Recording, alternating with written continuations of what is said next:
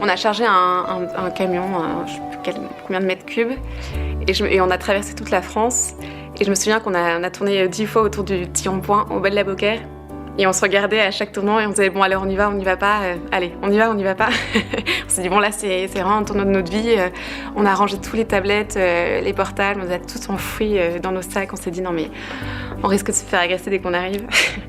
Et voilà. Et en fait on est arrivé, il était tard, on était crevés, on avait eu 10 heures de route dans les pattes. Et il y avait 3 grands jeunes qui nous attendaient avec toute l'équipe du Rocher et qui nous ont aidés à vider le camion en 2-2. Et on s'est sentis hyper accueillis. Et juste après, le lendemain, en fait, les anciens responsables nous ont invité toutes les familles un peu phares du Rocher pour nous accueillir. Et en fait, c'est impressionnant, ils nous ont vraiment ouvert leurs bras, quoi. Ils ont vraiment dit, bah ok, tu vas pouvoir compter sur nous, vous n'êtes pas seuls, si t'as un problème, tu viens nous voir. Et ça a été réel. Enfin, moi, le premier Café des femmes, j'étais en flip, j'ai vraiment les larmes au bord des yeux, je me demandais bien ce que je pouvais apporter à ce Café des femmes. J'avais 30 ans, la moyenne d'âge était plutôt de 40, c'était des mamans de plusieurs enfants, moi jeune, à peine mariée, je me demandais bien ce que je foutais là. Et en fait, elle me regardait, elle me disait si c'est bon, on a besoin de toi, c'est toi qui vas animer ce Café des femmes, vas-y, rentre dans l'arène. Donc du coup, un accueil de ces femmes, pour moi en particulier, qui m'a vraiment beaucoup touchée. Et en fait très vite ils nous ont invités chez eux et ils nous ont dit vous avez un problème, vous venez chez nous. En fait dans le quartier ça se passe comme ça et ça vous faites gaffe à ça. Et dès le début ils nous ont donné des codes pour qu'on puisse pour pas qu'on se sente seul, qu'on tombe pas dans les premiers travers. Ils ont pris soin de nous en fait, les habitants ont pris soin de nous. La première fois où j'ai rencontré le Rocher, c'était sur le quartier de Sainte-Mus, toujours à Toulon, où j'allais là-bas pour un panier alimentaire. Je venais de vivre un divorce. J'ai un enfant, et j'ai eu besoin du Rocher pour une aide alimentaire. Et en fait, j'ai trouvé un peu plus qu'une aide alimentaire. Effectivement, j'ai reçu mon panier, mais j'ai aussi rencontré des gens qui étaient intéressants, qui étaient à votre écoute, qui étaient là pour apaiser vos peines, votre tristesse.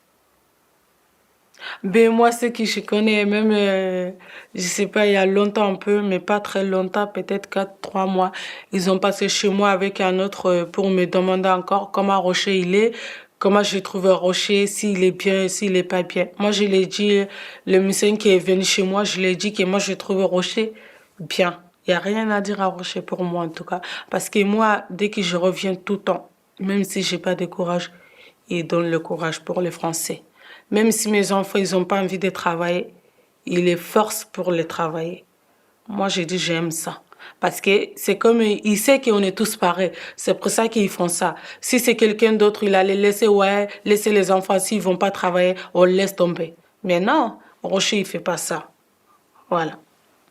Moi, c'est ça que j'aime, Rocher. Ils ont tout pour nous et ils nous aident pour tout aussi. Voilà. Quand j'étais petit, je faisais mes devoirs ici. Et ça m'a appris, ils apprenaient à m'expliquer mieux que mes parents ils pouvaient expliquer. Parce que le peu qu'ils savaient et le peu qu'il y avait de plus, ils ne pouvaient pas m'expliquer. Le Rocher m'expliquait toujours. Et ça m'a appris jusqu'à aujourd'hui. Maintenant, j'ai un CAP en maintenance. C'est un peu grâce à eux. Parce que moi, l'école, je l'arrêtais en 6e.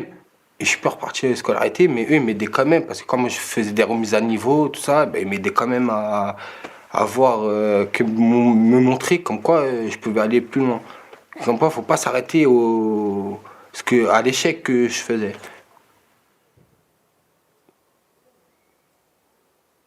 Ça a commencé où j'allais à l'aide aux devoirs, ils voyaient que j'étais pas dans mon état stable, j'étais pas bien et tout ça. Ils me regardaient, ils m'ont dit Gwendoline, il y a quelque chose qui va pas. Ils me connaissaient parce que voilà, ça fait quand même ça fait des années que je connais le Rocher, donc ils me connaissent bien dans l'ensemble. Une fois qu'ils me voient 1 fois, 2 fois, 3 fois, 10 fois, au bout d'un moment, voilà, on se connaît bien.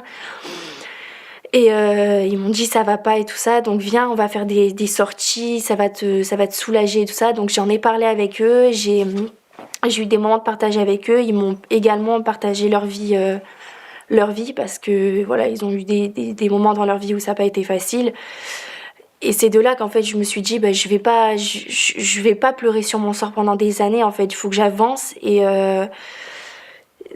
en fait, ouais, c'est carrément grâce à eux qu'actuellement j'en suis là parce que je pense que sans m'être enlevée de la cité, je pense que j'aurais très très mal tourné. Je pense que là actuellement je serais même pas en train de vous parler. Donc voilà, ça a été une expérience super marquante pour moi. Ça a été quelque chose de fabuleux en fait. Ça a été ce sont vraiment des personnes qui vous aident en fait, ils vont vous aider, mais c'est pas des personnes qui vont vous lâcher en cours de route, ah voilà, fais ce que t'as envie, nana.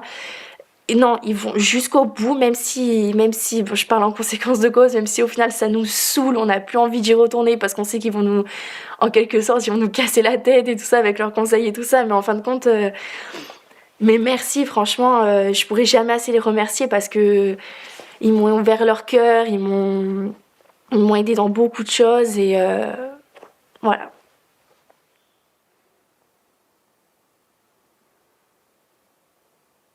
Pour moi, la singularité du rocher, c'est le fait de venir vivre avec les personnes.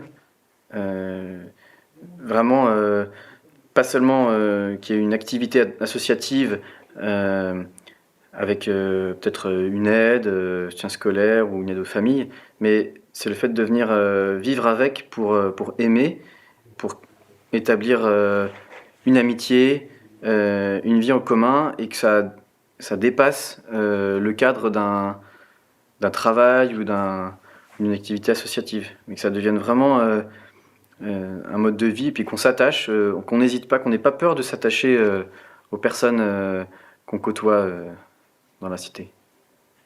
Bien sûr que je travaille en tant qu'éducateur spécialisé, je travaille en tant que professionnel. Et dans mes journées de travail, j'avais cette obligation d'être très pro. Mais dans la vie, j'étais habitant, je faisais partie de ce corps, de cet environnement. Et accepter, accueillir, ça me plaisait beaucoup. J'avais l'impression de me retrouver chez moi au village. Sortir de chez moi, un enfant au 5e étage qui me dit « Ah, bonjour Jean-Marie !» Aller au marché, rencontrer une maman, un papa, il me dit « Ah, bonjour Jean-Marie !» C'est pas « Bonjour messieurs », c'est « Bonjour Jean-Marie !» Donc c'est un voisin, c'est un habitant, ça me plaisait beaucoup. Et puis il y avait ce fait justement, il y a une confiance qui est là, et une personne qui te connaît à peine, qui vient, qui te livre tout ce qu'il vit, toutes ses peines, toutes ses souffrances, mais aussi toutes ses joies. Ça me parlait beaucoup, ça m'attirait beaucoup, ça me donnait le sens à mon travail, et justement ça me plaisait. Donc c'est ce qui a fait que vraiment j'ai envie de rester au Rocher. Après, ça a commencé à être intéressant parce que voilà, ils m'ont tout de suite responsabilisé. Ils m'ont donné un peu de poste en tant qu'ami. Hein. Il y avait mes jeunes frères qui venaient souvent. Il y a des aides aux devoirs au Rocher, on le connaît. Et il y a aussi des accompagnateurs comme Augustin qui sont là à accompagner les grands jeunes. Parce qu'au quartier, voilà, on connaît très bien que malheureusement, les jeunes, voilà, il y a beaucoup de cas de prison, tout ça. Les casiers sont un peu sales et c'est difficile d'avoir du boulot. Et tous ces jeunes-là, aujourd'hui, voilà, grâce au Rocher, ils espèrent peut-être avoir une autre chance parce qu'il y a les dossiers, tout ça, et le Rocher aussi essaie de chercher des solutions. Et c'est bien. Et ça aussi, ça nous a plus encore rapprochés, tu vois, du Rocher. C'est vraiment un outil, un bon outil pour nous, quoi. On est heureux d'avoir cette chance. Le fait d'accueillir les jeunes de la cité nous a apporté une chose qui est très simple. C'est que je me suis dit, finalement, pour accueillir des jeunes, il va falloir structurer un tout petit peu notre façon d'accueil des jeunes. On avait déjà l'habitude d'en accueillir, mais plus, voilà, une convention arrive, on l'affecte à tel endroit, sans forcément beaucoup de suivi. Et je me suis dit, le fait d'accueillir des jeunes qui sont déjà inscrits dans une dynamique en tout cas, suivie par le Rocher, je me dis, mais en fait, on doit aussi les suivre à l'entreprise. On a cet engagement de les suivre. Et de manière très concrète, j'ai mis en place les entretiens individuels formalisés à l'entreprise cette année. C'est une chose que je ne faisais pas, je faisais de manière informelle, et c'est la conséquence directe d'avoir accueilli des jeunes du Rocher à l'entreprise. Je vais vous dire quelque chose. Je fais du bénévolat. J'ai 57 ans.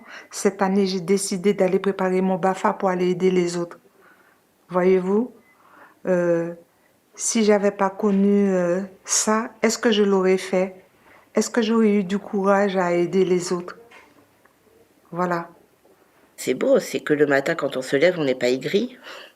Le matin, on se lève, on a le cœur en joie. On se dit, bon, qu'est-ce qu'on va faire de bien aujourd'hui? Qui on va pouvoir aider? Voilà, après c'est beau ce qu'on vit ici. Donc, du coup, moi, avant, quand je me levais, je me disais, oh mon Dieu, qu'est-ce qui va m'arriver comme catastrophe? Aujourd'hui, c'est le contraire. Je me lève, je me dis, tiens, aujourd'hui, j'ai passé tel coup de téléphone pour voir comment elle va. Ou, voilà, je pense pas qu'à moi. Je pense aussi aux autres et je partage ce que j'ai appris avec le rocher. J'essaie de le redonner pour que les gens se sentent mieux et qu'ils vivent dans un monde meilleur. Cette envie que j'avais d'essayer de me donner un peu, je pense avoir eu cette possibilité, je ne sais pas quels en sont les fruits. Et j'ai surtout énormément reçu jusqu'à aujourd'hui. Et ça, je pense que ça va continuer encore jusqu'à la fin de mon contrat au Rocher. Et donc oui, ça a dépassé toutes mes attentes. Ça a même tout explosé. Là où je pensais ne pas avoir de surprise, il y en a eu. Là où je pensais me connaître, je me suis tout à fait découvert. Ça a confirmé aussi des aspects de ma personnalité, de mon caractère. Et j'ai rencontré des gens formidables. Donc, voilà. Il y a une forte solidarité dans les quartiers. Elle n'était pas plus forte avant qu'elle ne l'est aujourd'hui, mais aujourd'hui c'est plus difficile la vie, mais c'est plus difficile pour tout le monde dans les quartiers comme ailleurs. Il y a une espèce de violence économique et sociale aujourd'hui qui fait que le vivre ensemble dans les quartiers doit être porté par tous les acteurs pour qu'on ne perde pas ces valeurs-là, quoi. Je crois que je n'ai pas encore découvert tout ce que j'ai reçu au Rocher. Ce qui est certain, c'est que il y a une soif immense dans le quartier de liens, de prise en considération, ouais. Comment dire? En fait, ouais, bref, c'est pas une question de quartier. En fait, j'ai l'impression que le quartier, ça révèle toutes les failles du système, quoi. Toutes les failles auxquelles le pays ne répond pas. Et du coup, je me dis, si on quitte le quartier, il faudrait toujours être attentif à ces mêmes failles. En fait, elles sont partout. Sauf qu'ici, elles sont criantes. Ici, on voit bien les limites de la société de consommation, de l'individualisme, de la pornographie, des inégalités, de l'argent, et en fait, ces failles, elles sont partout. Sauf qu'ici, elles sont criantes et on ne peut pas ne pas les voir. Donc elles font mal, on est confronté souvent à elles, mais je me dis, si on quitte le quartier, il faudra qu'on garde ça en nous et qu'on soit attentif. Pour... Ouais.